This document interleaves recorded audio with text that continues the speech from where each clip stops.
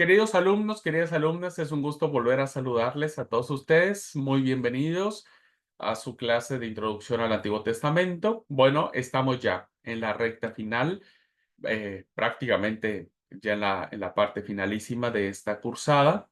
Estamos a dos clases, diríamos, la clase de hoy, la clase del miércoles, para concluir la cursada. Bueno, el objetivo de esta materia es que cada uno de ustedes pueda tener los antecedentes más básicos, más generales, líneas este, eh, generales de información en las cuales ustedes puedan seguir profundizando en el texto sagrado. También es muy importante que ustedes de alguna u otra manera se vayan familiarizando con lo que es el texto antiguo. Reconocemos que muchos de nosotros, al no ser enseñados, instruidos desde pequeños y solamente quedarnos en unas pequeñas historias del Testamento, desconocíamos, ¿verdad? La totalidad de lo que abarcaba toda esta literatura. Una literatura que evidentemente tiene su propia impronta de información, ¿verdad? Su propia impronta de ideas, de temáticas, de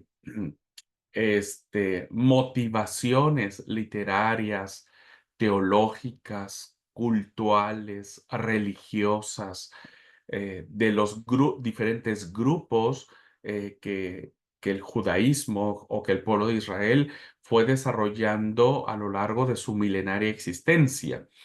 Y eso evidentemente hace que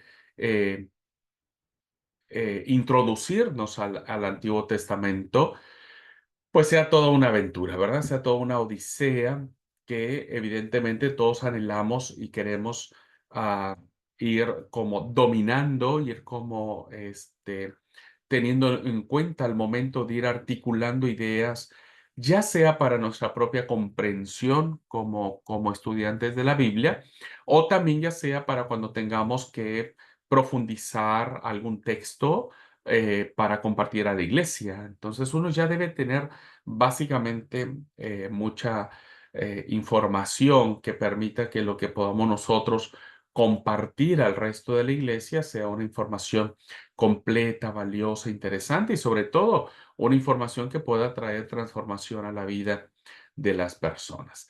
Así que bueno, hoy terminaremos este recorrido panorámico de lo que es el Antiguo Testamento y si nos da tiempo estaremos viendo algunas reflexiones teológicas, ¿verdad? Reflexiones teológicas que tienen que ver con el profetismo en Israel, que esta es una sección sumamente amplia en el Antiguo Testamento y que es muy importante tener un acercamiento con los profetas que dicho sea de paso, pues pocas veces conocemos de ellos, ¿verdad? Conocemos muy poco de los profetas, son cuando el grueso de la literatura del Nuevo Testamento está en el cuerpo profético. Entonces, quisiera aprovechar en esta materia, que aunque no vamos a profundizar tanto en los profetas, porque ya habrá otra materia que sí lo hagamos, pero sí me gustaría como que ustedes empiecen a tener un pequeño vistazo, un atisbo de lo que podrían significar los profetas. Así que, bueno, vamos a ver si nos da tiempo a hacerlo este día y si no lo vamos a dejar la próxima clase o podemos empezar ahora y terminamos la siguiente clase. Eh, vamos a, voy a compartir la pantalla y si no mal recuerdo, en la última clase hicimos un panorama, hicimos un recorrido de lo que eran las dos primeras secciones que tienen que ver con el Antiguo Testamento. La primera sección tenía que ver con la ley, la Torá, el Pentateuco, ¿verdad? ¿Qué, qué nos querían decir los primeros 5 libros de la Biblia? Y después vimos la segunda sección de manera, insisto, muy generalizada, que tenía que ver con los libros históricos.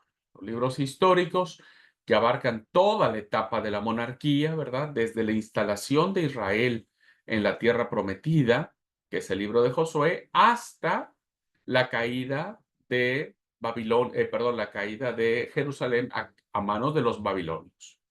Entonces tenemos todo lo que es la instauración de los jueces, que es la teocracia, y luego todo el desarrollo de la monarquía, ¿verdad? Tanto del Reino Unido bajo autoridad de Saúl, de David y de Salomón, y luego el reino dividido, ¿verdad? Que se dividió en el reino del norte y el reino del sur. Bueno, entramos ahora a una tercera sección, que es una sección interesantísima porque nos permite a nosotros mirar con un fiel reflejo el hecho de la abundancia de los géneros literarios que la Biblia tiene. El autor bíblico echa mano de su propia creatividad para transmitir el mensaje que quiere que sus lectores capten. Entonces tenemos una sección muy interesante con poesía y con sabiduría, que son esta tercera sección. La sabiduría a la que estos escritos hace referencia, ¿verdad? Un ejemplo claro es el libro de Job, ¿no? O el libro del Eclesiastés. Es de carácter eminentemente práctico. Esta es una de las características que tiene la literatura sapiencial, que tiene que ver con la vida diaria, ¿verdad? No consiste tanto en una apelación teórica, no es a hablar sobre conceptos religiosos abstractos, sino más bien tiene que ver como la exhortación de saber vivir, de cómo el día a día, de las cosas que son pequeñas, ¿no? Lo que podríamos llamar peccata minuta, es decir, cosas que pueden sonar insignificantes, también forman parte de la observación de los sabios de Israel, de la observación bíblica. Entonces es una exhortación a saber vivir en cada una de las múltiples circunstancias de la vida. En el caso de Job tenemos el paradigma de lo que es el sufrimiento y el mal, ¿verdad? Que eso es lo que nos acompaña desde que nacemos, ¿no? Esta, este sentido de sufrimiento, ¿no? Todos en el momento de la vida hemos sufrido por algo o por alguien. Hemos sufrido por plata, que ya hasta ahora creo todos. Hemos sufrido por un amor o se convirtió en un desamor. Hemos sufrido por problemas con papá, con mamá, con los hijos, con los vecinos, con el jefe de trabajo. Hemos sufrido en las relaciones interpersonales, etcétera, que son cosas que tal vez uno pensaría que la Biblia no se encarga de eso, ¿no? Como que Dios no está preocupado por estas pequeñas cosas. Porque cuando vemos los libros del Pentateuco, cuando vemos los libros históricos, pues vemos a un Dios que actúa de una manera poderosa, creando el mundo, mandando un diluvio enorme. Vemos a un Dios que abre el mar en dos. Vemos a un Dios, ¿no es cierto?, que hace cosas grandes a través de los reyes. Y entonces, ¿qué es lo que sucede? Pensamos que Dios está ahí, ¿verdad? En las cosas grandiosas, está en las cosas poderosas, pero los libros sapienciales e incluso escritos en poesía nos hacen ver cómo en las múltiples circunstancias de la vida Dios está presente. Así que debemos saber cómo desempeñarnos de manera correcta en el papel que nos corresponde representar en el seno de la comunidad humana a la que pertenecemos. Todos pertenecemos a una comunidad y estas comunidades tienen fricciones, tenemos problemas, ¿no? ¿Cuál es el problema más grande que existe cuando hay un grupo de personas que conviven diariamente, que no son una familia? Pues el chisme, ¿no? Eso es muy común, ¿no? Algo que hace mucho daño a las iglesias o en las iglesias, pues es el chisme, ¿verdad? La murmuración. ¿Te diste cuenta cómo vino el hermano? ¿Te diste cuenta que la hermana no trajo al esposo? Y sí, seguro que ha de estar, pero dormidotes en su casa. Y, ay, ¿te diste cuenta que el pastor, ¿no? Bueno, pues aún esas situaciones que tienen que ver con las relaciones comunitarias, ¿verdad? Pues el sabio de Israel las ha observado, las ha mirado y escribe sobre ello, ¿verdad? Escribe sobre ello. Y entonces, seguramente que el chisme no era algo desapercibido para el sabio de Israel, que dentro de los libros sapienciales, uno de ellos es este el libro de Proverbios, el sabio, ¿verdad? De Proverbios, o ha sido objeto de un chisme, o está en presencia de un chisme dentro de su comunidad, y él dice en algunas de sus sentencias, las palabras del chismoso, fíjense, son como bocados suaves, ¿no? Y penetran hasta las entrañas. Cuando el chisme es bueno, hay gente que son expertas en contar los chismes, te los cuentan de una manera, viste, que uno dice, "Ah, ¿y qué, y demás? ¿Y qué pasó? Y luego, y entonces, cuando uno empieza a decir eso, ¿verdad? La otra persona, pero ni tarda ni perezosa, ay, no, y fíjate qué tal día, y yo me enteré y me dijeron, y va penetrando en la otra persona, y ese chisme, ¿verdad? Va haciendo daño porque estamos dañando la imagen de alguien en particular. Fíjense entonces, yo leí el Proverbio 18, versículo 8, en donde vemos cómo eh, el sabio se encarga de esas cosas, ¿no? Que están y que son y forman parte de nuestra vida. El sabio, según la perspectiva bíblica, posee la habilidad, la agudeza, las cualidades precisas para afrontar con éxito las contingencias de la existencia, cualesquiera que sean. Por eso la sabiduría es esencialmente un don de Dios, desarrollado luego por la experiencia y la reflexión. ¿Qué es lo que encontramos nosotros en todos estos versículos que tienen que ver con estos textos sapienciales, verdad? Pues que son producto de una profunda reflexión. El Coeledo, el libro del Eclesiastés, es el caso más claro de un sabio hipercrítico de todo, ¿verdad? De todo. Es un sabio que está reflexionando, que ha vivido tal vez en carne propia o de alguien muy cercano a él las injusticias de la vida, la corrupción del sistema gubernamental. Es alguien que ve cómo la gente termina enfrascándose en conseguir las cosas y al final se muere sin nada, sin disfrutar nada. Por eso el Eclesiastés nos va a invitar de manera reiterada, coman y beban, ¿verdad? Porque no hay cosa más linda que comer y beber, disfrutar de la vida.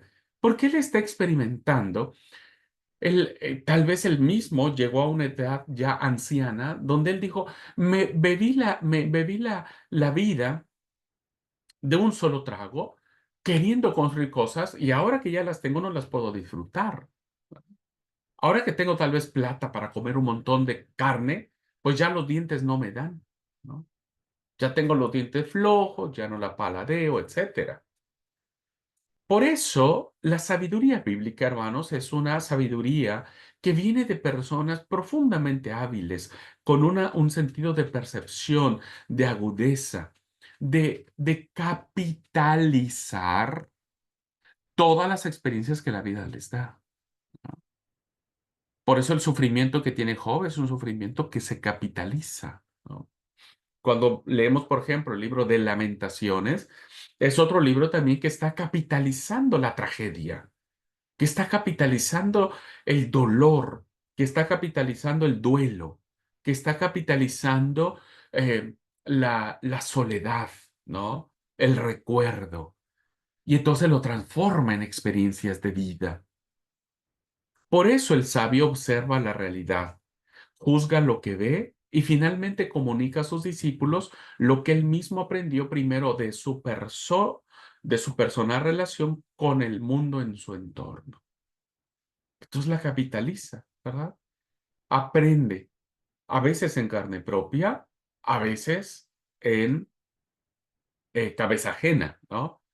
Y entonces cuando él aprende en cabeza ajena, es cuando él escribe esta experiencia que tiene un jovencito que va directo a las garras de la adicción en manos de una prostituta, ¿verdad?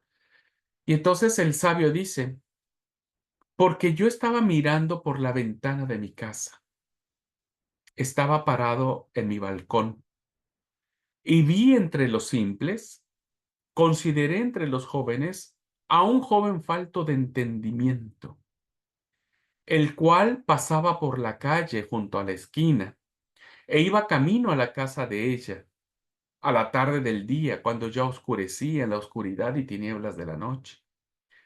Cuando he aquí, una mujer le sale al encuentro, con atavío de ramera y astuta de corazón, alborotadora y rencillosa.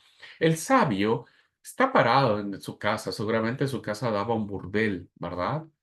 Tal vez su casa daba en contraesquina, la casa de una prostituta o de varias prostitutas, ¿no es cierto? Y él un día en la tarde, ¿no es cierto?, tomando un mate sentado en el balcón de su casa, entre toda la gente que iba venía, porque el sabio observa, pues se da cuenta de un muchachito que está ansioso, de un muchachito que tiene toda el líbido encendido, un muchachito, ¿no es cierto?, que tal vez vendió todo lo que tenía para pagar los servicios de la prostituta. Un muchachito, ¿no? Que no le está importando nada, ni siquiera, permítanme contextualizarlo, de que se enferme de SIDA, ¿no? Por eso dice, entre todos vi a un muchachito falto de entendimiento, que iba directamente de noche, ¿no? En la oscuridad, mirando que nadie lo viera, a la casa de la prostituta. Entonces, la sabiduría que nosotros encontramos en estos libros, hermanos, son producto de profundas y largas reflexiones que tiene el sabio de Israel y que las va a comunicar a los suyos, sea de manera oral o de manera escrita, y que eso evidentemente va a plantear, pues, grandes enseñanzas a la vida, ¿no? No a la vida cristiana, a la vida misma, a la vida común y corriente que ustedes y yo tenemos. A la vida que se desarrolla cuando usted está cosiendo en crochet, o cuando está cocinando, o cuando está llevando el auto para que lo revisen porque se escuchó un ruido raro. Esas cosas de la vida, ¿verdad? Forman parte de la experiencia, forman parte de la enseñanza. Y bueno, a eso nosotros encontramos en los libros sapienciales. Así que para transmitir su enseñanza, los sabios recurren a menudo al proverbio o al refrán. El libro de los proverbios es eso, que se puede advertir de dos formas, de forma de amonestación o de forma de sentencia. ¿Ah? Eh, Cuando hablamos de la amonestación es cuando enseguida se reconoce enseguida por la frecuencia del uso del modo verbal imperativo, ¿no? Empleado para aconsejar y exhortar a los discípulos acerca del camino que deben de seguir. Entonces, cuando nosotros encontramos un dicho, un refrán, una sentencia de manera de amonestación, vamos a encontrar este modo verbal imperativo que dice, castiga a tu hijo. Estoy leyendo Proverbios 19:18. En tanto que hay esperanza, pero no te apresures tu alma a destruirlo, ¿no? Hay un modo, castígalo. Es un modo verbal imperativo. Hay que hacer algo ya, ¿verdad? Ya. Porque si no lo haces, entonces vendrán estas consecuencias. Por eso, el mismo ejemplo, esto pone solo algunos ejemplos. Capítulo 20, versículo 13 del libro de Proverbios dice, no ames el sueño para que no te empobrezcas. Abre tus ojos y te saciarás de pan. Abre tus ojos. No seas dormilón, no seas flojo. No te levantes tarde. No, no seas de los que, ay, mi cama es hermosa, ¿no? Dice esto, levántate temprano, métele ficha al trabajo, dale con todo y entonces vas a tener un montón de cosas. Te saciarás de pan, que seguramente eso es lo que el sabio vio en algún momento, ¿verdad? De alguien que se pasa todo el día durmiendo y al rato pues no tenía plata, vivía en la pobreza, etcétera, y se quejaba, ¿no? Ay, es que yo soy re pobre. Ay, es que yo no tengo. Bueno, amigo, levántate temprano y andate a trabajar. Bueno, eso es lo que está diciendo. Eso es un a modo de amonestación. Vos, si no lo haces, bueno, no vengas a quejarte. Y la otra forma de transmitir esta sabiduría es a través de las sentencias, ¿verdad? Que consiste en la breve descripción objetiva de una realidad comprobable. No hay una advertencia, sino hay una aclaración de la realidad, ¿no? Yo digo, bueno, yo solamente te platico cómo está el tema. De hecho, de un hecho, perdón, sobre el cual no se pronuncia ninguna especie de juicio moral. No hay de que, mira, si vos no trabajas, vas a ser pobre. Voy a seguir en el libro de Proverbios y leeré el Proverbios capítulo 10, versículo 12, que dice: el odio despierta rencillas, pero el amor cubre todas las faltas. El odio despierta rencillas, pero el amor cubre todas las faltas. ¿Se dan cuenta? Es una declaración de una realidad. No hay de que, ay, si vos odias, el corazón se te va a llenar de amargura, de resentimiento. No, solamente está describiendo una realidad. ¿Y qué es lo que está describiendo el sabio? Pues que el odio va a crear pleitos. Siempre cuando una persona busca pleitos, hermanos, es porque su corazón está lleno de odio. Pero cuando el odio es sustituido por el amor, en experiencia del sabio, dice, pues no te vas a meter en problemas, ¿no? No te vas a conflictuar, porque tu corazón está libre. Entonces, si usted está todo el día buscando pleito y sintiendo bronca por algo, va a traer problemas siempre, ¿no? Va a traer divisiones, va a traer un montón de cosas. Pero si usted ama, entonces su corazón va a estar tranquilo, no va a estar buscando pleito. Bueno, esto es entonces de forma literaria cómo el sabio ha querido transmitir su experiencia, su sabiduría, y eso lo encontramos en este cuerpo de literatura. Bueno, ¿es la única forma que ha utilizado el autor bíblico, el sabio de Israel, para transmitir o transferir esta sabiduría? No. No solamente son a través de los proverbios, ¿verdad? De amonestación o de sentencia.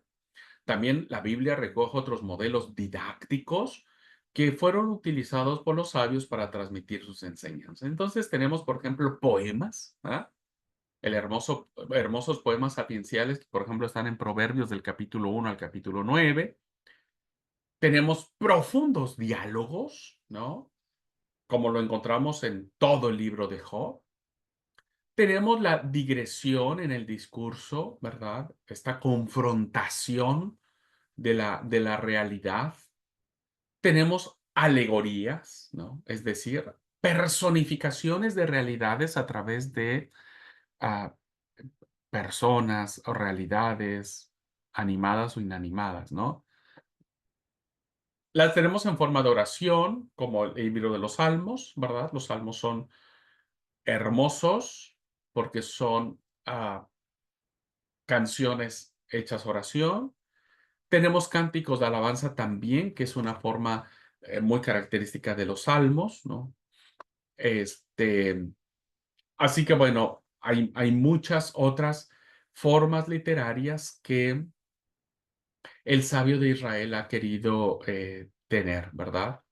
Eh, por ejemplo, el libro de Lamentaciones es un libro con, con 5 secciones de oración muy profunda.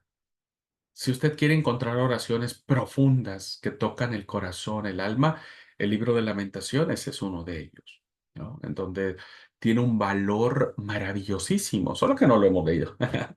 Pero bueno, yo espero que cuando tengamos la clase de poéticos y sapienciales, ustedes tengan la oportunidad de ir profundizando en mucho, mucho más en el texto bíblico y podamos conocer un poco más. Bueno, ¿qué otra cosa tenemos que decir? Miren, este ejemplo que traigo hoy a la clase nos va a hablar, no lo voy a desarrollar profundamente, ya habrá su tiempo, pero lo que quiero decirles es que la sabiduría de Israel no es una sabiduría exclusiva, ¿va? Es decir, Israel, el sabio de Israel, no inventa la sabiduría, ¿no? No inventa la sabiduría. Mira, desde el momento que Israel inicia su fundación con Abraham, pues Abraham viene de otra cultura diferente a la israelita. Es más, cuando Abraham es llamado de Ur de los Caldeos, pues no había pueblo de Israel. Pero ya desde allí vemos que Abraham fue formado en culturas diferentes, ¿verdad? Bueno, después vemos cómo Israel termina en Egipto, esclavo durante muchos años. Eso hizo que Israel conviviera durante muchos años con una civilización, con una cultura ya ampliamente desarrollada en los aspectos de sabiduría. Los egipcios eran sabios increíblemente, no solo en sus construcciones, en sus pinturas, en sus descubrimientos astrológicos. Pero bueno, antes de los egipcios, pues ya tenemos otros pueblos como los sumerios, por ejemplo, ¿no? Donde empieza a desarrollarse la escritura sumeria, ¿no? Entonces, cuando Israel deja Egipto, él se centra en Canaán, en Palestina, pero resulta que Palestina no es una tierra virgen, diríamos, ¿no? Es una tierra donde han confluido muchos pueblos y cada uno de estos pueblos tiene sus propios sabios, tiene su propia cultura, tiene su propia sabiduría. E Israel bebe de eso, porque convive con estos pueblos. Bueno, cuando llega, por ejemplo, la época de la monarquía en la persona de Salomón, Salomón, hermanos, tiene un diálogo con las culturas de muchos pueblos, ¿verdad? Se hace un diálogo internacional. Y evidentemente, esta influencia, ¿verdad? Esta influencia que tiene Israel de otras culturas, pues se ve reflejada en la propia literatura bíblica, ¿verdad? Entonces, por eso decía que la sabiduría del sabio de Israel, válgase la redundancia, no es exclusiva, ¿no? Sino que es motivada, incluso muchas veces influenciada para poder escribir. Tenemos acá un ejemplo muy claro, ¿no? El himno Atón, un himno egipcio, y la comparación con el 104 para que vean ustedes la similitud que puede existir entre estos dos textos. El himno de Akenatón dice: los barcos se dirigen hacia el norte y también hacia el sur, porque todos los caminos se abren con tu manifestación. Por lo tanto, los peces del río huyen de delante de tu cara, tus rayos están en el centro del grande mar verde. Evidentemente, este es un poema dedicado a una divinidad, ¿verdad? Que evidentemente, hermanos, en aquel tiempo las culturas lo más que tenían de interesante es diseminar sus propios descubrimientos culturales, porque eso es lo que les daba su afirmación como pueblos, como civilizaciones. Y cuando nosotros leemos al salmista en el 104, dice: mira el gran mar, vasto en todo sentido. Allí bullen en número incontables pequeños y grandes animales, porque allí circulan los navíos y Leviatán que hiciste para entretenerte. ¿Qué es lo que está haciendo el sabio de Israel? Ha sido influenciado, al menos en esta porción, de una literatura, ¿verdad?, ampliamente conocida en aquellos tiempos, solo que el sabio de Israel le da un giro, ¿verdad? Le da un giro. Y este giro, hermanos, es un giro que le atribuye no a Kenatón, sino le atribuye a Dios mismo, ¿verdad? Entonces, para el sabio de Israel, no es Akenatón. Para el sabio de Israel, estas palabras que pueden pronunciarse se aplican evidentemente al Dios que ha creado los cielos y la tierra, ¿verdad? Y entonces, fíjense la alegoría que hace el salmista hablando de Leviatán. Al final dice, Leviatán que hiciste para entretenerte. Bueno, solo digo este ejemplo de Leviatán porque resulta que Leviatán es un animal mítico, diríamos, ¿verdad? De grandes proporciones, que en muchas otras referencias bíblicas se echa mano de esta figura de Leviatán como una figura eh, grande, terrorífica, poderosa, etcétera. Entonces, el sabio de Israel dice, bueno, esta figura poderosa, terrorífica, que trae miedo y terror, pues en las manos de Dios es un juguete, ¿verdad? Es un juguete. Entonces, fíjense la alegoría que está haciendo el salmista, ¿no? Esto que para ustedes les causa terror, el Dios nuestro es un Dios tan grande, tan poderoso, que esto que a ustedes les causa terror, a él le causa entretenimiento, ¿verdad? Juega con el Leviatán, ¿no? Juega con el Leviatán. Bueno, cierro entonces el punto explicando que la sabiduría de Israel dialogó con otras sabidurías, ¿verdad? Solo que el sabio de Israel hace una distinción muy clara, muy precisa y muy contundente para relacionar toda esa sabiduría y encauzarla a la persona de Yahvé, ¿no? O la persona de Dios. Un dato muy interesante que nos encontramos, solamente para que ustedes vean, incluso el sabio de Israel acepta otras sabidurías que no son de Israel, ¿verdad? Que son de otros pueblos paganos, y las incorpora a su propia sabiduría, ¿no? Y el ejemplo muy claro son los últimos dos capítulos que tenemos, ¿no? Del libro de Proverbios, donde el capítulo 30 y el capítulo 31 son dos capítulos, ¿no? Que están en nuestra Biblia, que son parte del canon bíblico, pero que pertenecen a reyes paganos, diríamos, ¿no? Que no eran del pueblo de Israel. Uno llamado Agur y el otro llamado Lemuel. Entonces, evidentemente, vemos cómo la influencia de otras sabidurías fueron tan fuertes y tan profundas que incluso quedaron en el texto sagrado, ¿verdad? Quedaron en el texto sagrado, no como sabiduría de Israel, pero sí como parte de un fenómeno sapiencial que cuando se escribe el texto bíblico, pues era muy grande de ver. Así que la literatura poética cananea, hermanos, que ese es otro tema que nosotros encontramos de los poemas, ¿no? De los poemas. Los poemas eran muy comunes, tanto que se cantaban, ¿no? Es como hoy, ustedes los himnos saben que son composiciones poéticas que tienen cierta métrica, cierto ritmo, cierto conteo de letras, etcétera para ser cantados. Bueno, eso pasa lo mismo en la poesía hebrea, ¿verdad? La poesía hebrea es maravillosísima, es hermosa, es profunda y tiene todo lo que tiene que tener una poesía.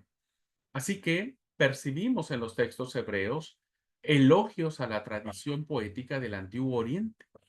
Solo para que ustedes vean cómo el fenómeno sapiencial, el fenómeno poético que circundaba o rodeaba a Israel, pues fueron tantos que incluso los mismos israelitas terminaron elogiando.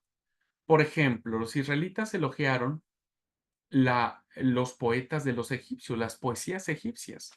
Y según el primer libro de los Reyes, en el capítulo 4, versículo 30, dice: era mayor la sabiduría de Salomón que la de todos los orientales y que toda la sabiduría de los egipcios.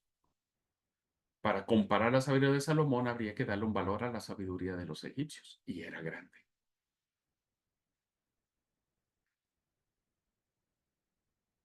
También hay una referencia a la sabiduría de los edomitas por el profeta Jeremías en el capítulo 49, versículo 7, que dice: acerca de Edom, así ha dicho Jehová de los ejércitos: ¿no hay más sabiduría en Temán? ¿Se ha acabado el consejo en los sabios? ¿Se corrompió su sabiduría? está evidenciando que los edomitas también tenían profundas reflexiones, ¿no? Convertidas en sabios. Y por parte de los babilonios, ¿no? Que ese es el otro imperio que permea o que influencia sobre Israel, lo encontramos en una cita del profeta Jeremías en el capítulo 47, versículo 10, que dice, porque te confiaste en tu maldad diciendo, nadie me ve. Tu sabiduría y tu misma ciencia te engañaron y dijiste en tu corazón yo y nadie más, hablando efectivamente de Babilonia, ¿no? Vemos entonces cómo en los textos hebreos hay este reconocimiento de que la influencia, el contacto que tenía los sabios de aquel tiempo también entraron en contacto con los sabios de Israel. Así que tenemos en la literatura sapiencial del Antiguo Oriente un gran interés por tres temas que aparecen de manera recurrente en estos libros, perdón, y que son temas que nos competen a nosotros. Por eso son importantes esta literatura para nosotros, por eso son tan amados los salmos, por eso es tan valorado Job, aunque solamente el primero y segundo capítulo, ¿no? Por todos nos identificamos con el sufrimiento de Job. Primero, el significado de la vida. Todos en algún momento nos hemos preguntado, ¿no? ¿Qué es la vida? ¿Por qué estoy vivo? ¿Cuál es mi propósito? ¿Cuál es mi significado? Etcétera. Luego la contrastamos con el misterio de la muerte, el misterio de la vida y de la muerte. No hay cosa más que ha llamado la atención al ser humano en toda su existencia que la muerte. ¿Qué hay después de la muerte? ¿No? La muerte sigue siendo un misterio, al igual que la vida misma es un misterio. Y lo otro que nos compete y que está muy presente en el cuerpo sapiencial es el sufrimiento, ¿no? Todos sufrimos, el dolor de la pérdida, de la muerte de un ser querido, ¿verdad? Y las mil y un preguntas que nos deja en el corazón, las injusticias a las que hemos sido objeto, eclesiales o de la justicia humana, la maldad que vemos cada día, que es terrible que, por ejemplo,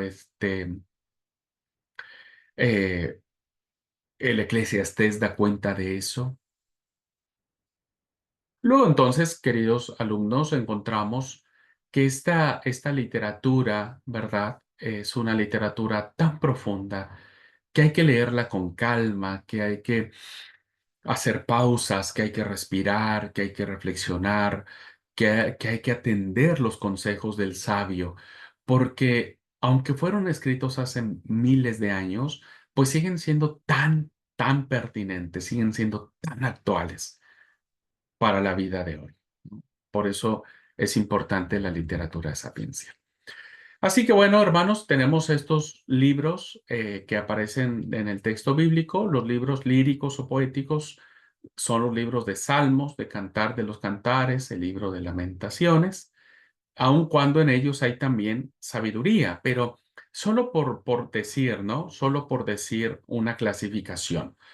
Y los libros sapienciales, bueno, tenemos Job, Proverbios, Eclesiastés, eh, y los dos libros apócrifos, ¿verdad? Los dos libros apócrifos del Ben Sirá y del Eclesiástico, libro de sabiduría y el Eclesiástico.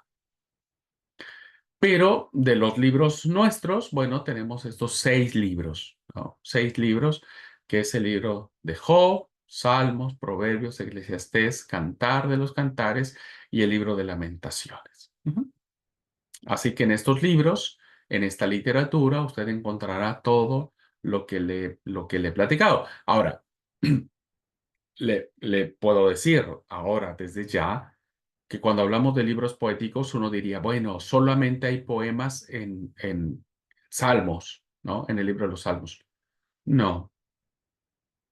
Ustedes saben que la mayoría de los libros proféticos, ¿verdad? Proféticos, Ezequiel, Isaías, Jeremías, etcétera, tienen poemas, porque los oráculos que pronuncian los oráculos que pronuncian los profetas, están escritos en género literario de poemas. Son poemas. Así que para que ustedes lo puedan notar, ¿ok? Así que bueno, con esto, con esta explicación que les he dado, ya nos damos una idea más clara de a qué nos vamos a enfrentar cuando leamos esta literatura a partir del libro de Job, Salmo, Proverbios, Eclesiastés, Cantares y el libro de Lamentaciones. ¿Ok? Y entonces vamos a iniciar ahora la cuarta y última sección que tiene que ver con el cuerpo profético, ¿verdad?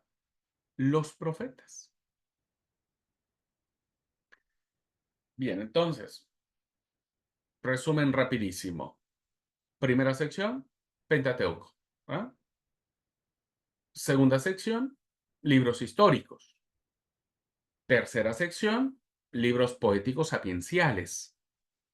Y la cuarta sección con la que cerramos la lista de nuestros libros canónicos del Antiguo Testamento tiene que ver con los libros proféticos. ¿Ah? Los libros proféticos o el cuerpo profético, que como dije, tiene una, es amplio el concepto, la literatura, perdón, ¿verdad? Conformado por los grandes profetas, los profetas mayores que les hemos dicho, y los profetas menores. No olvide, por eso yo ya lo expliqué en una clase, no olvide que cuando hablamos de profetas mayores y menores, quiere decir que los profetas mayores son más importantes que los profetas menores. Eso no significa. ¿Mm? Dicho en otras palabras, no significa que el profeta Isaías, por ejemplo, que es un profeta mayor, sea más importante que el profeta Abdías, que escribe, su profecía es muy chiquitita, su oráculo es pequeñísimo.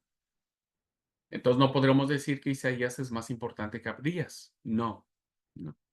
Se le llaman profetas mayores por la extensión de sus profecías. ¿Ah? Y profetas menores porque sus profecías son más cortas en relación a ellas. Solo por eso. ¿Ah? Pero todos son profetas de Dios. Con el mismo valor, con la misma impronta, con la misma fuerza, etcétera. Bueno, hemos de reconocer, queridos alumnos, que en esta cuarta sección pues también es la más desconocida de todos, ¿no? De todos. Díganme si alguna vez ustedes han leído, por ejemplo, la totalidad del profeta Ezequiel. O allí, pongámoslo más sencillo. ¿Cuántos hemos leído la profecía de Abdías, que es media carilla? Que podríamos leerla en, ¿qué les parece? ¿15 minutos? ¿10 minutos? ¿15 minutos? Es mucho, pero bueno, póngale. Pero ni aún así le hemos leído. Y vayamos más allá. Supongamos que la leemos y tomamos 10 minutos para leer la profecía o el oráculo del profeta Abdías, ¿no es cierto? Puedo decirles que tiene 21 versículos. 10 minutos es mucho, creo. 5 minutos, nosotros ya leímos al profeta Abdías. Ujú. No lo hemos leído, ¿no? Ahora, supongamos que lo leemos.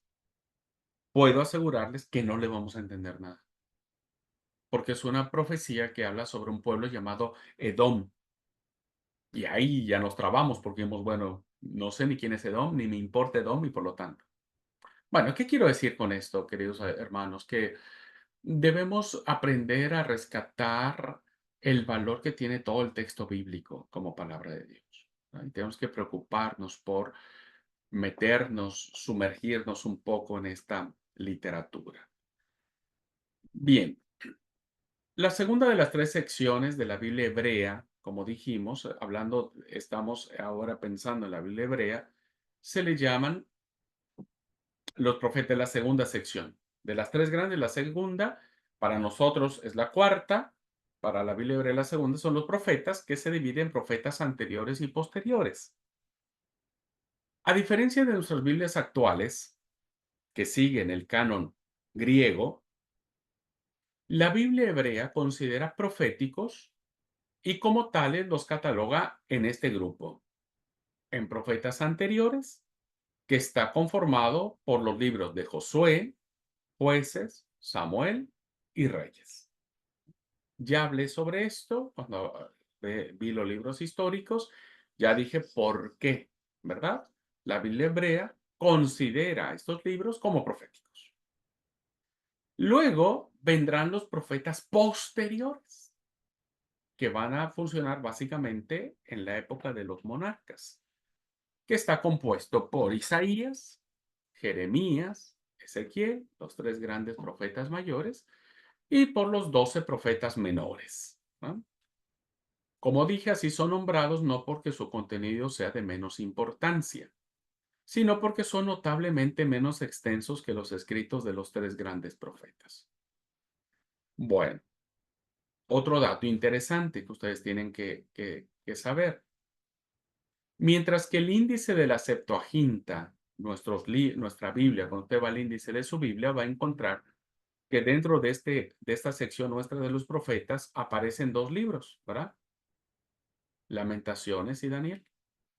Bueno, estos libros aparecen dentro del cuerpo profético, aun cuando se consideran que son de otro género literario, ¿no?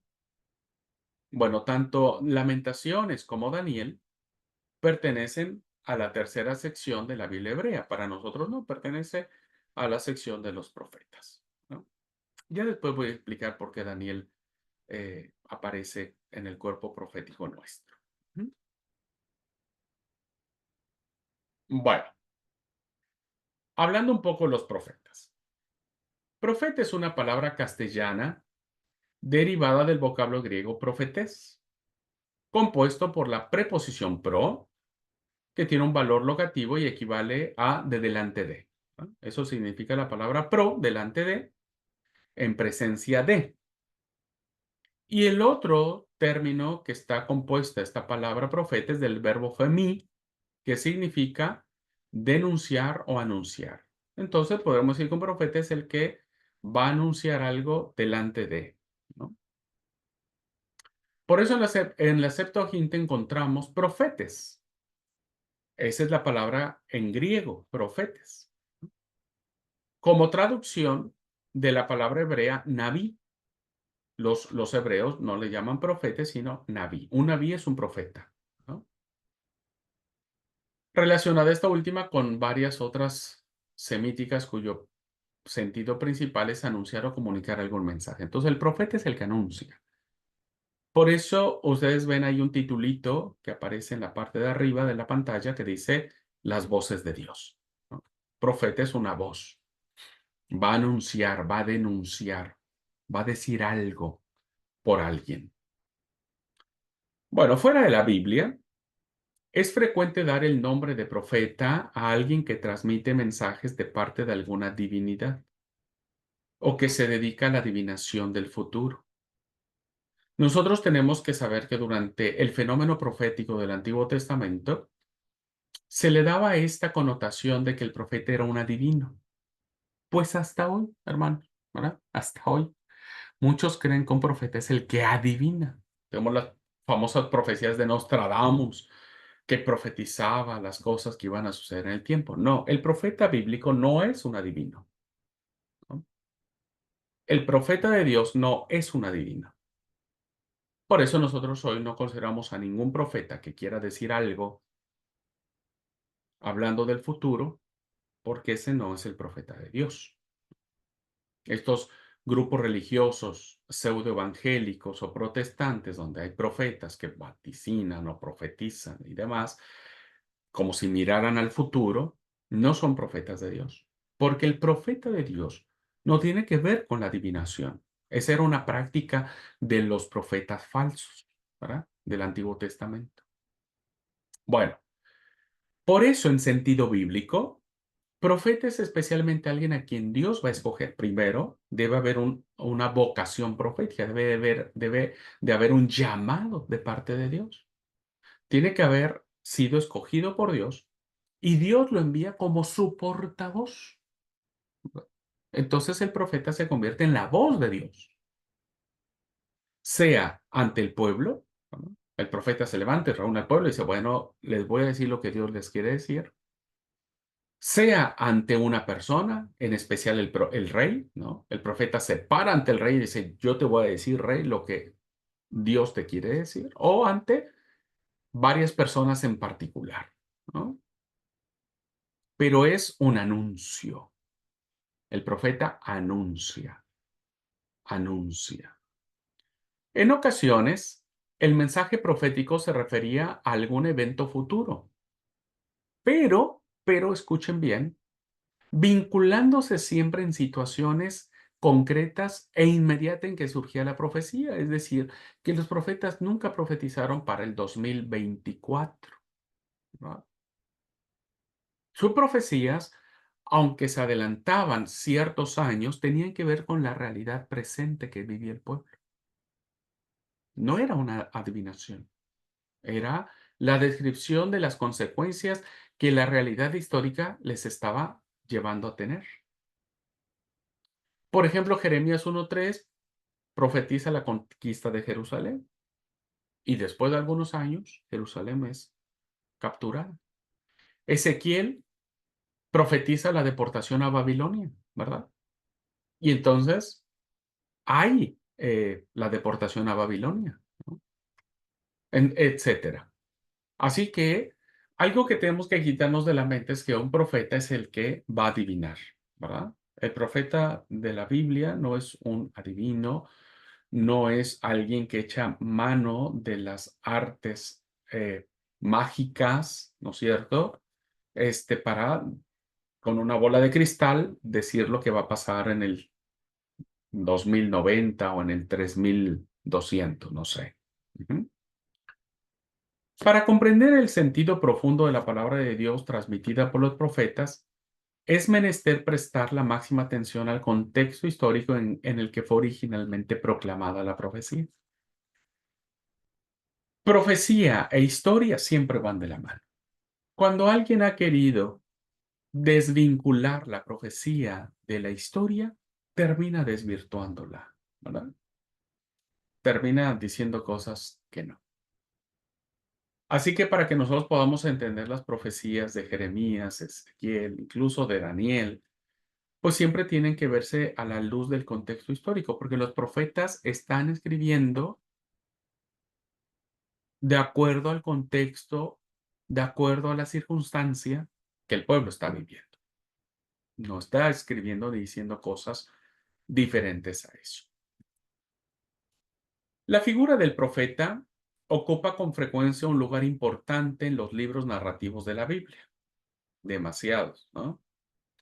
Tal es el caso, por ejemplo, del profeta Samuel. Samuel, que es un profeta importantísimo porque él es el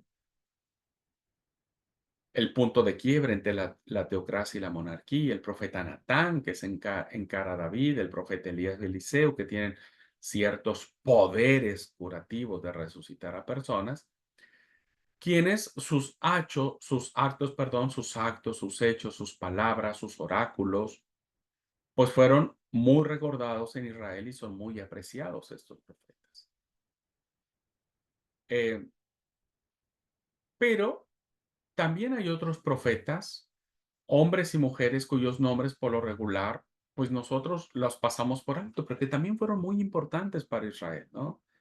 Tenemos al profeta Agías de Silo, a la profetisa Débora, ¿vieron? Hay mujeres también que Dios utilizaba, a Gad, el vidente de David, a Hulda, a María, la hermana de Moisés y Aarón, a Micaías, hijo de Imlá. Y por lo tanto, hermanos, tenemos otros profetas que a veces nosotros solamente pensamos que son, no sé, es Isaías, Jeremías. Hay otros profetas que sus oráculos o sus mensajes proféticos fueron de vital importancia para Israel y para lo que estaba sucediendo.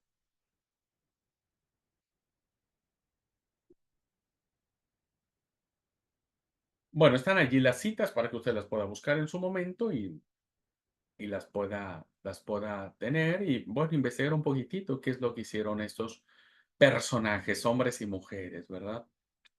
Bueno, estos relatos conservan a veces palabras o cantos de los profetas.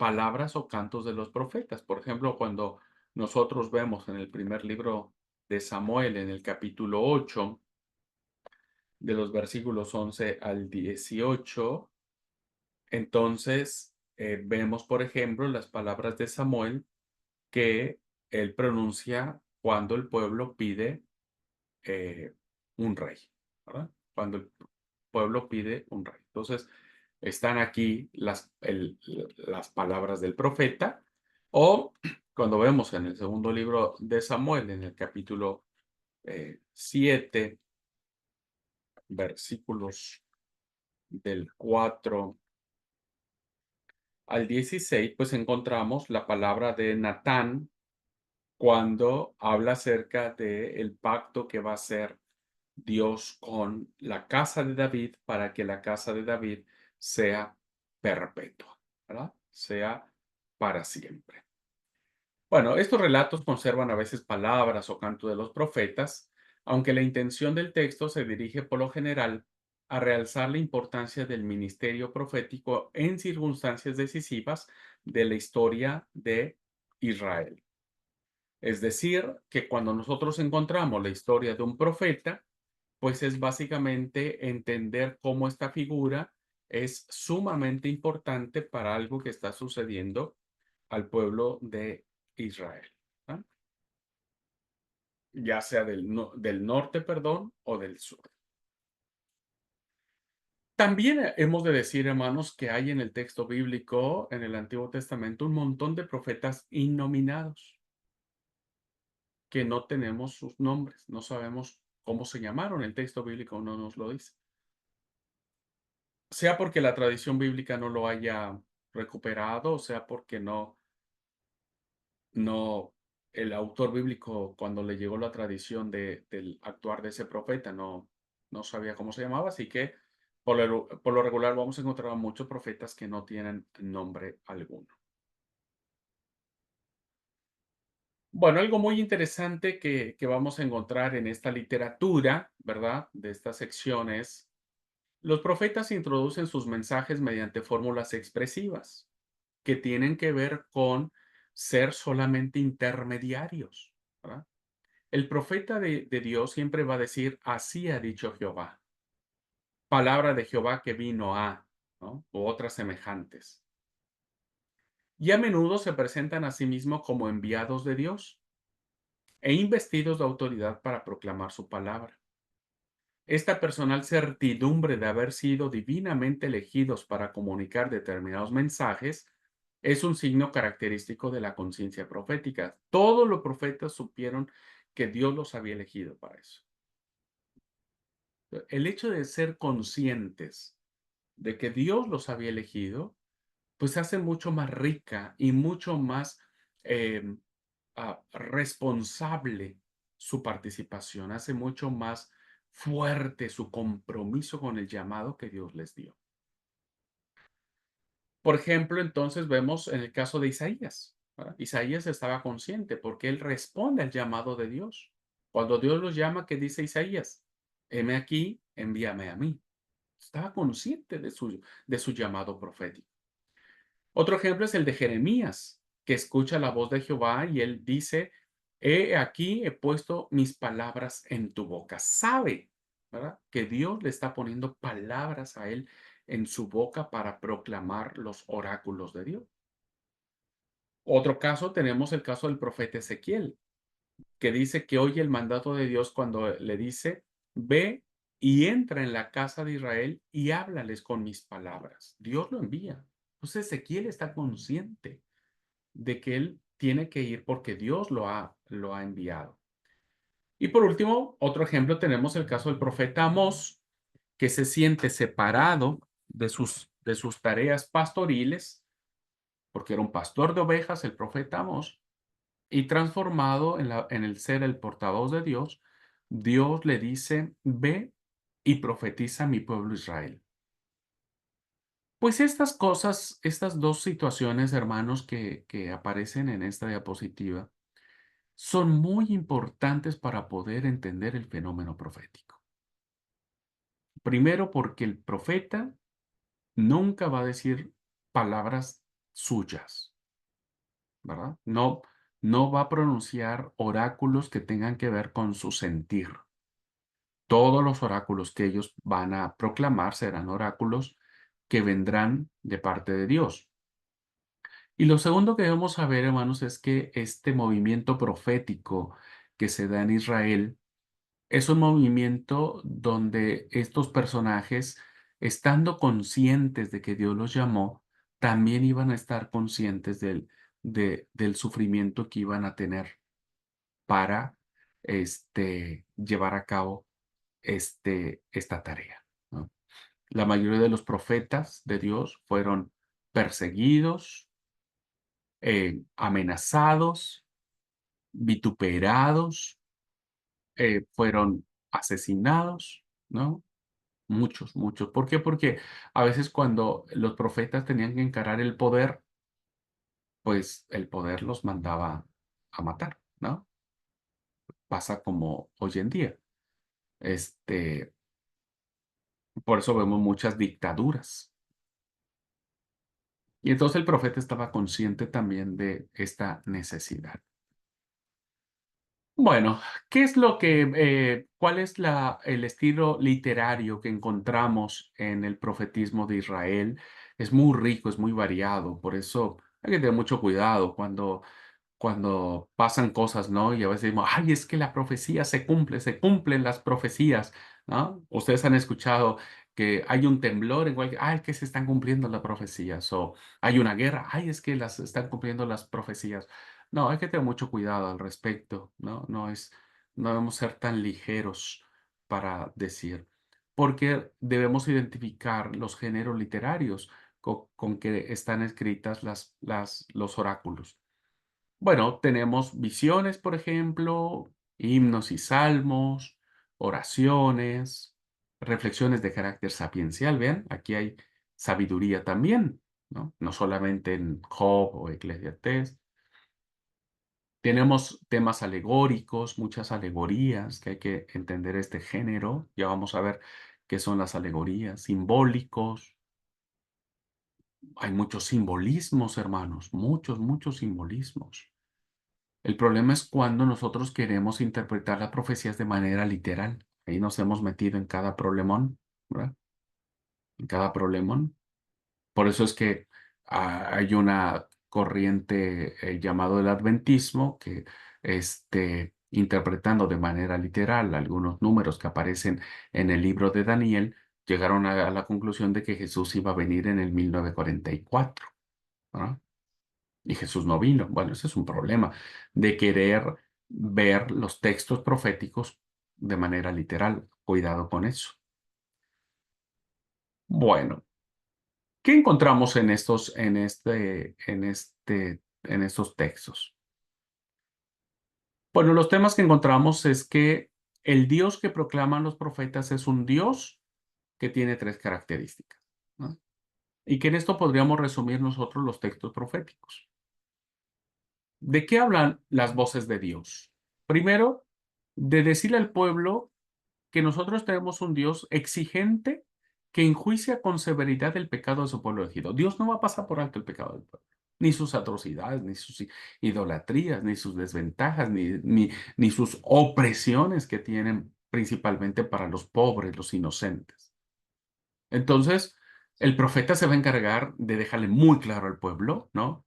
Que Dios va a castigar toda clase de pecado, de tropelías, que Él no es ni un títere ni nada por el estilo, como para que el pueblo se burle de Él, primero. Segundo, pero que aún en esa severidad con que va a castigar el pecado, Dios siempre apelará a su justicia y a su santidad,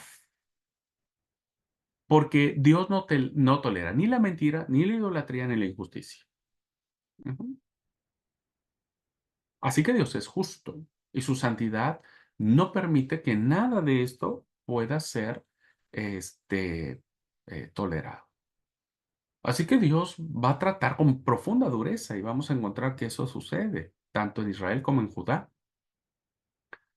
Pero algo muy interesante del texto profético, hermanos, es que Dios es un Dios lleno de compasión, liberador y salvador que quiere hacer beneficiarios de su favor y sus dones a todos los seres humanos, no solamente a Israel. Dios es un Dios que salva no solo a Israel, sino a todas las naciones de la tierra. Por eso, no olviden, el verdadero profeta de Dios, esto para que ustedes lo anoten en cualquier lado, el profeta de Dios es aquel que denuncia el pecado, lo va a denunciar con todas sus fuerzas, pero a la vez va a anunciar salvación. Entonces, el profeta es el que va a anunciar castigo de parte de Dios, pero por el otro lado, el profeta también va a traer salvación al pueblo, ¿no? Arrepiéntanse, así ha dicho el Señor, ¿no?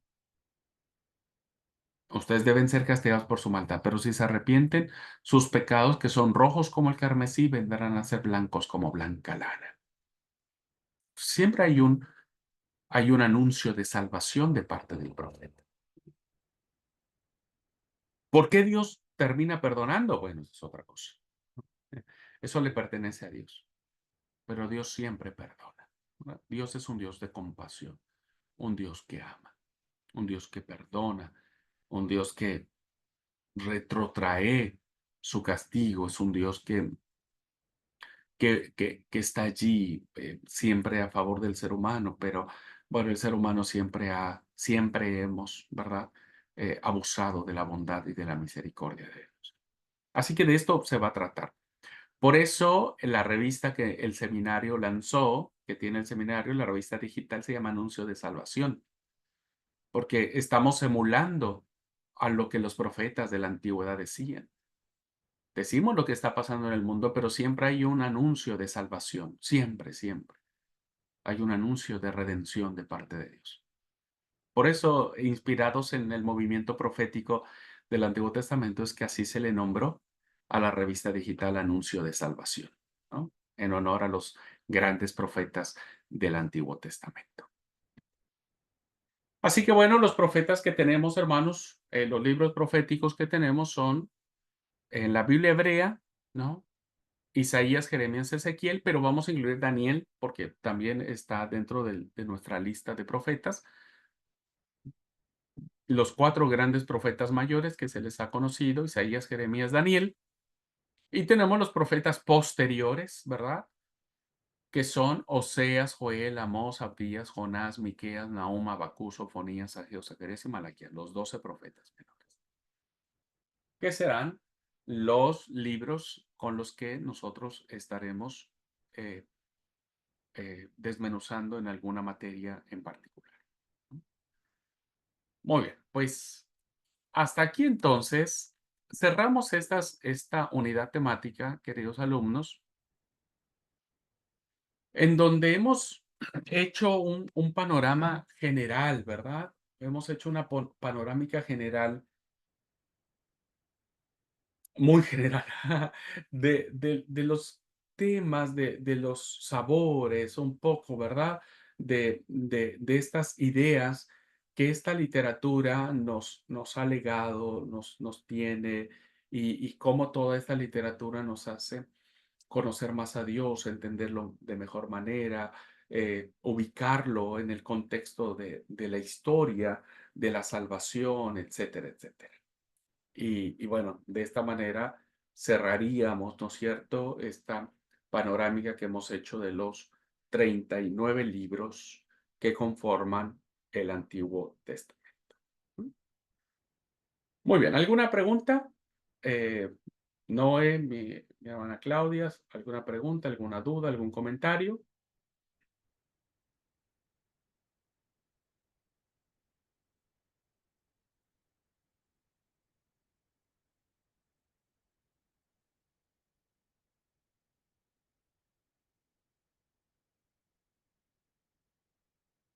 Bueno, Noé no tiene duda. Gracias, Noé. Buenísimo. Bueno, voy a adelantar, hermanos, tenemos un poco de tiempo. Voy a adelantar ya nuestra última clase, así que la próxima clase va a ser mucho más cortita. Este, quiero adelantar el cierre, ¿verdad? Porque quiero hablar un poco sobre la teología del movimiento profético. Eh, Trataré de ser lo más claro y lo más llano posible, como para que ustedes que no están muy familiarizados con el movimiento profético lo puedan entender. Pero es sumamente importante, queridos alumnos, solamente dar una salpicada, una breve introducción a la teología de los profetas, que creo que se me hace muy, muy importante y muy interesante poder hacerlo. Em, Bueno, al final doy la indicación del tercer examen parcial para la materia. Bueno,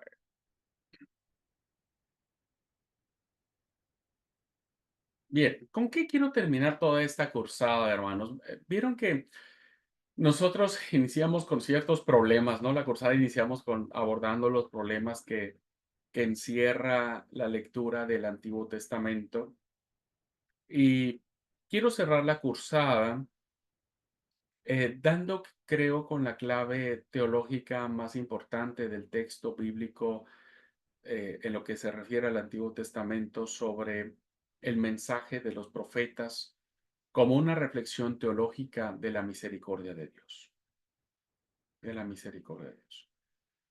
Si ustedes recordarán, uno de los grandes valores que encontramos en la literatura antigua es quién es Dios, ¿verdad? Cómo se define Dios? ¿Cómo lo entendemos? Y dentro de esta definición dice, yo visito la maldad de los padres sobre los hijos hasta la tercera y cuarta generación, pero que hago misericordia a millares de millares que me aman y que guardan mis mandamientos. Entonces, me parece lindo poder cerrar en esta clave teológica la cursada y ver cómo el mensaje de los profetas apuntan hacia eso, ¿verdad? Entonces, vamos a poder cerrar perfectamente bien la idea de este Dios, que su capacidad de, de castigar es infinitamente inferior a su capacidad de amar. O en otras palabras, que su capacidad de amar es infinitamente superior a su capacidad de castigar. Y esto lo vamos a ver con los profetas. Así que voy a abordar el mensaje de 4 o 5 profetas. Hoy voy a abordar uno o dos por el tema del tiempo y el resto lo dejamos para la siguiente clase. Veamos un poco, bueno, está bien. Veamos un poco el profeta Amós, ¿verdad? Amós es un pastor oriundo del relativamente pobre y retrasado del reino del sur. No es norteño el profeta Amós, pero Dios lo envía a profetizar al reino del norte. ¿Ah? Así que Amós llega al reino del norte cuando éste estaba en el apogeo de su breve periodo de febril prosperidad durante el reinado de Jeroboam II. El reino del norte, hermanos, fue mucho más rico, mucho más avanzado que el reino del sur. Tuvo una gloria estupenda. Samaria era una de las ciudades más hermosas que existía en su tiempo, incluso más que Jerusalén.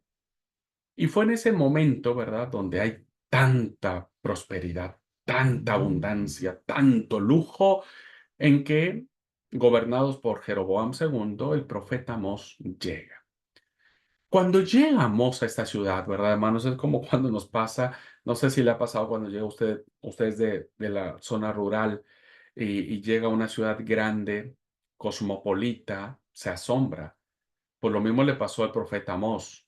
Cuando Amós llega al reino del norte, observa los efectos del pujante lujo y riqueza, ¿no? Y advierte, hermanos, que tras la fachada de esta prosperidad económica hay una grave y profunda decadencia moral que sucede en todos los países hoy en día, ¿no es cierto? Que siendo tan avanzados económicamente, tecnológicamente, científicamente, sus valores morales son tan decadentes. Hay un gnosticismo profundo, un ateísmo profundo, hay una relativización de los valores morales terribles, ¿no?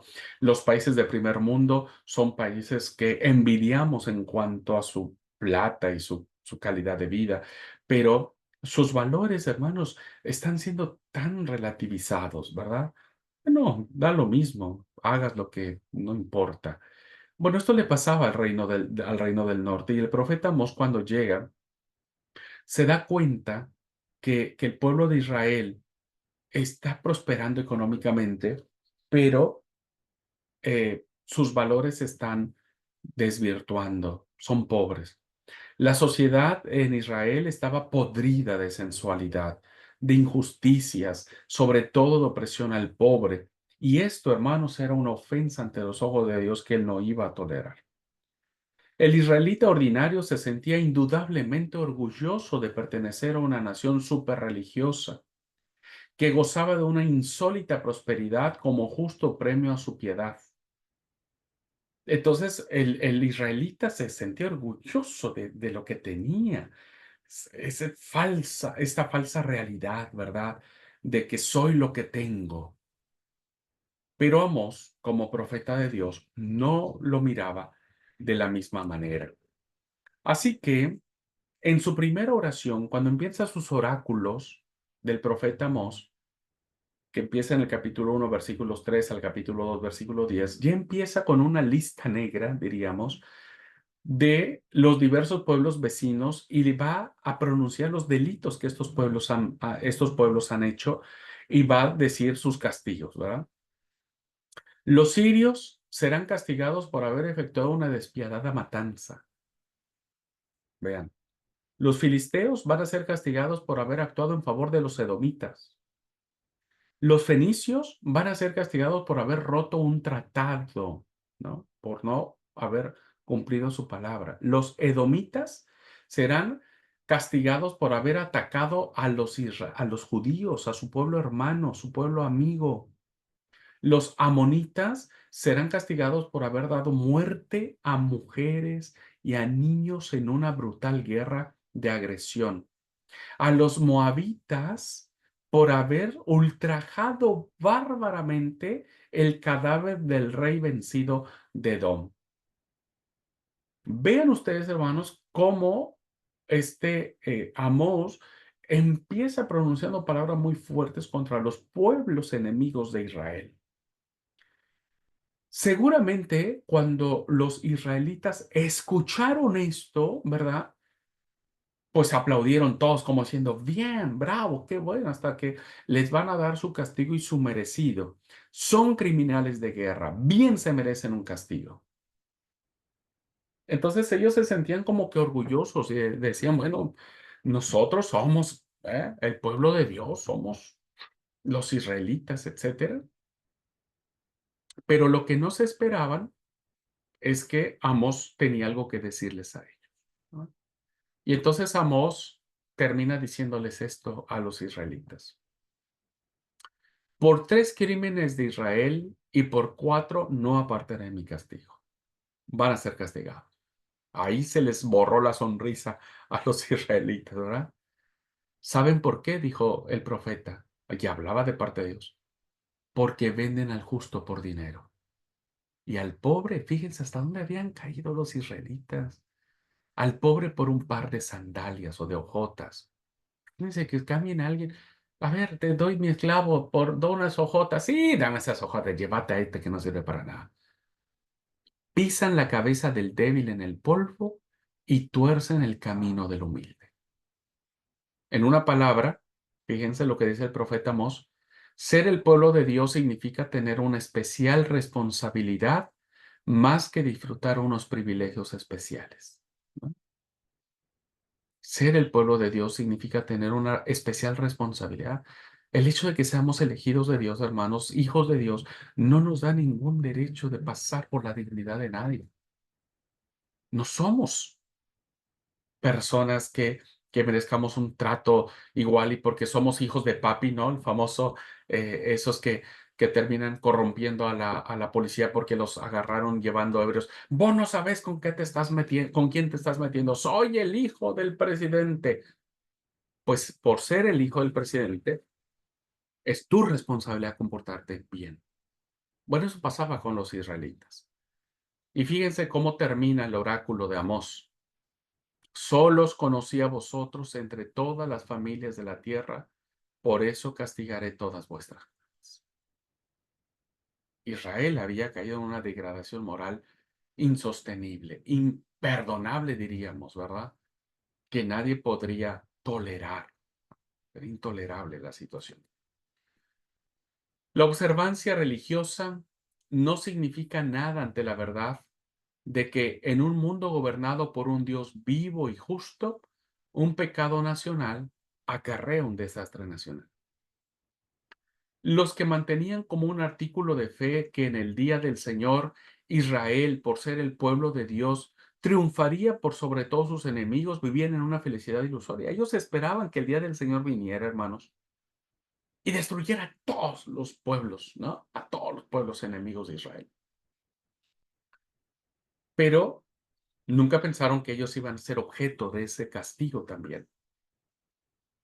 El objetivo del plan divino no era la victoria de Israel, sino la victoria del derecho, de la justicia, de la santidad, de la dignidad humana. El hecho de que los israelitas pensaran que por observar el sábado, ¿no es cierto?, podrían zafar, que su religiosidad podría ser ah, tomada en cuenta para no, para no castigar sus injusticias sociales. ¿Qué dijo el profeta Amós? Ay de los que desean el día del Señor, porque pensaron que el día del Señor los iba a liberar a ellos del castigo. ¿Qué dijo Amós? ¿Qué entendéis por el día del Señor? ¿Qué piensan ustedes? ¿Que el castigo solo vendrá para las otras naciones paganas? Y el profeta les recuerda y les remacha en su cara, ¿verdad? Le dice, el día del Señor es tinieblas, no es luz. No piensen, ¿verdad?, que el día del Señor es para darles libertad a ustedes cuando ustedes son los que están cometiendo las peores atrocidades del mundo.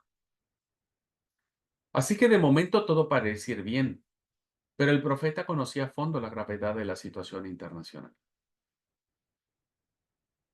Sabía que, ¿verdad?, los persas, perdón, los asirios se estaban fortaleciendo. Porque el profeta de Dios no es un hombre ignorante, el profeta de Dios está pendiente de todas las cosas que pasan nacional e internacionalmente. Entonces sabe que los asirios están tomando mucho poder.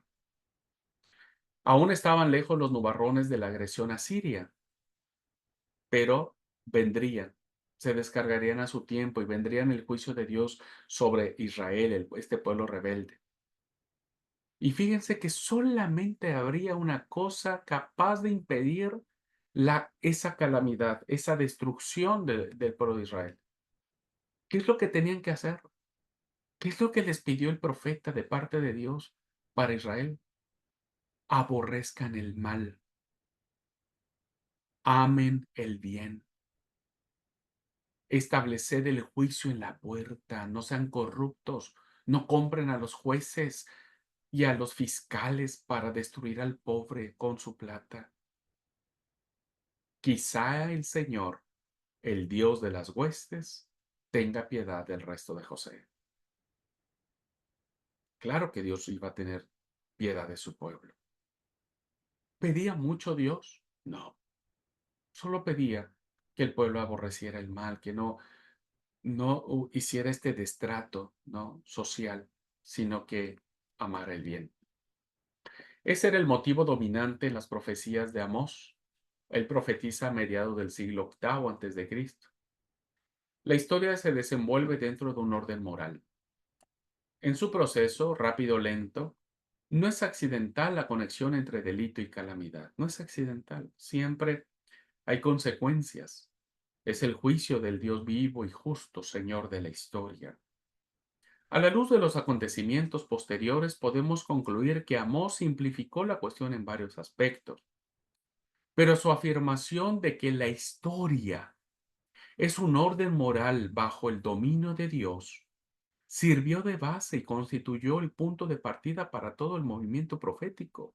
El profetismo se basa en esto, hermanos, en la moralidad de Dios, en los actos éticos, en esas acciones que no lastiman al prójimo, que no deben lastimar al prójimo. De hecho, es fundamental para toda la concepción de la historia y de la experiencia que no la reduzca a una mera ilusión. Dios quiere que nos tratemos como hermanos, como iguales. Y este va a ser el pensamiento de todos los profetas. Y Amós fue uno de ellos. Y unido a Amós, ¿verdad? Voy a hablar solamente ahora finalmente de Oseas, porque van de la mano, los dos profetizan al reino del norte.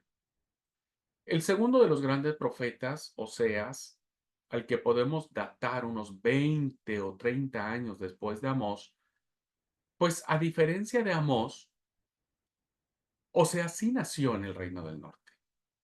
Los dos, insisto, Dios los mandó al reino del norte para que profetizaran. Solo que Oseas sí nació en el reino del norte.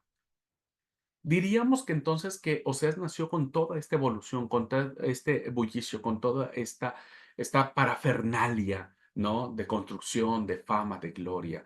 Fue un hombre de ciudad, menos opuesto a la civilización de su tiempo y su país que el pastor desierto de Judá. ¿Por qué? Porque creció allí, porque como de alguna manera se fue familiarizando, ¿no? Con todo esto.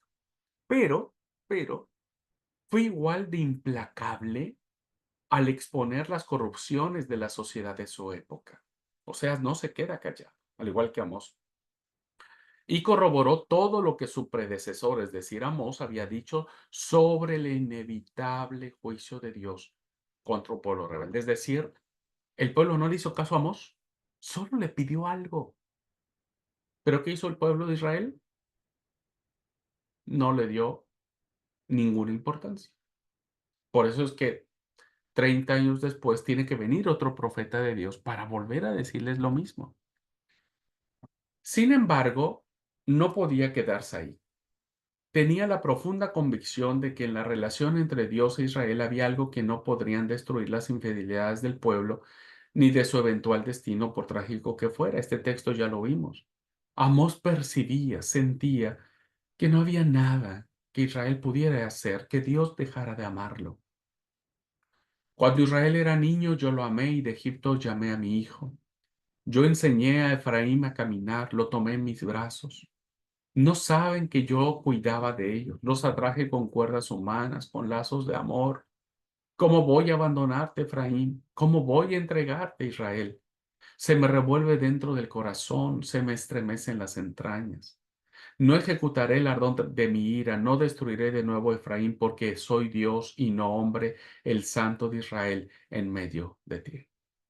Bueno, este pasaje nos da clara idea cómo Dios sufría por un pueblo que no le estaba haciendo caso, ¿verdad? Que no le estaba haciendo caso. Entonces, Oseas tiene esta profunda convicción de que entre Dios y su pueblo Israel hay algo que ni siquiera las peores infidelidades del pueblo podían destruir: su amor. Dios ama. Esto lo vimos ya en una clase anterior.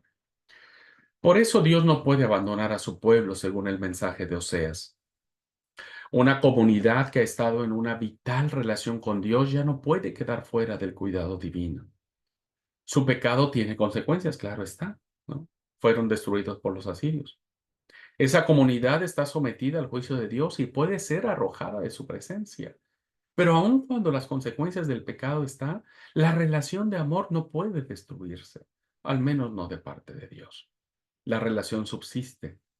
Por eso, Oseas vio más allá del desastre inminente la esperanza de reconciliación con Dios y una nueva vida para Israel. De este modo, enriqueció la concepción de la acción de Dios en la historia que había propuesto Amós, ¿verdad?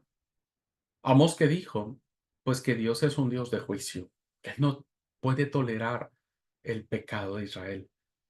¿Qué nos dijo Amós? Pues que también es un Dios de misericordia, ¿verdad?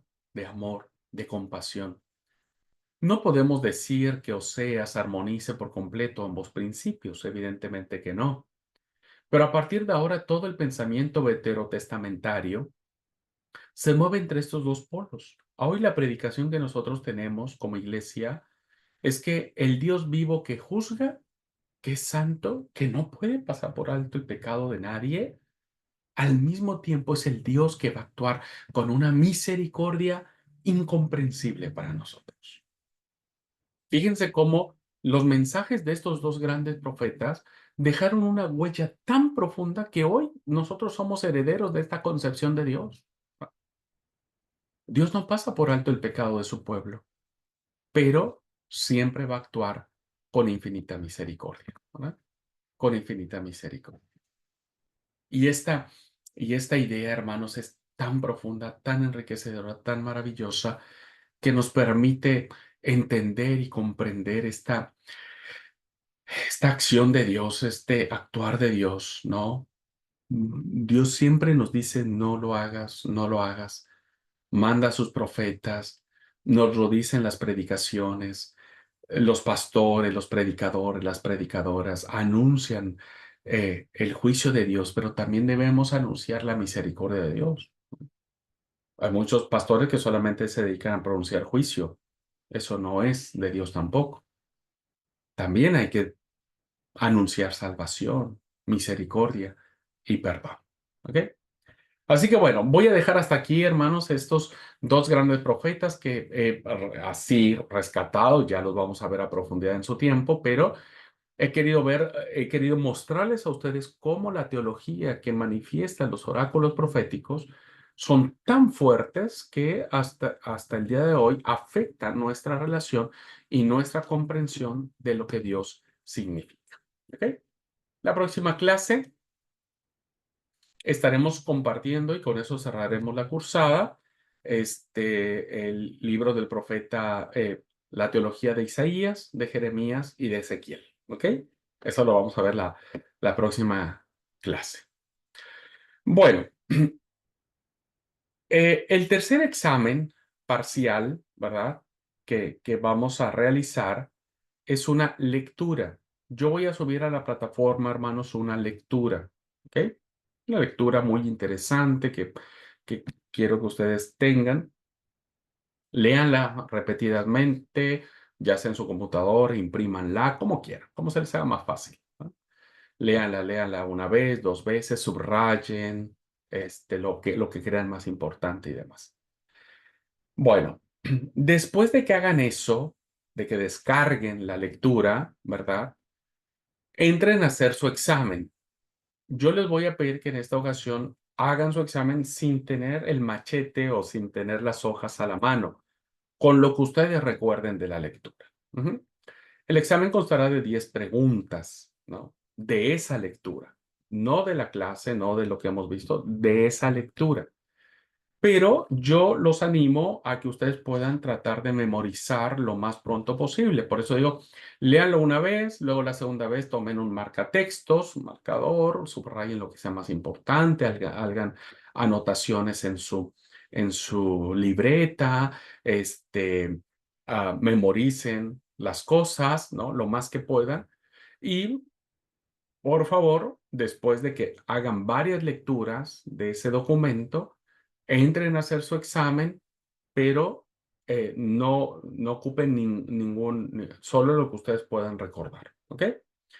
Esto va a ser muy bueno para forzar un poco nuestra mente y nuestra capacidad de retención. ¿Ok?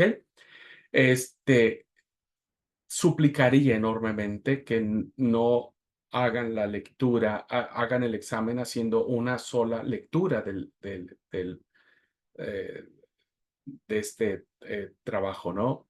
Eh, Aunque ustedes se confíen de su capacidad de retención. Yo quiero invitarlos a que hagan este ejercicio, ¿verdad? De releer, de hacer anotaciones, pueden hacer un mapa mental, pueden hacer lo que ustedes consideren, y después hagan su examen. ¿Ok?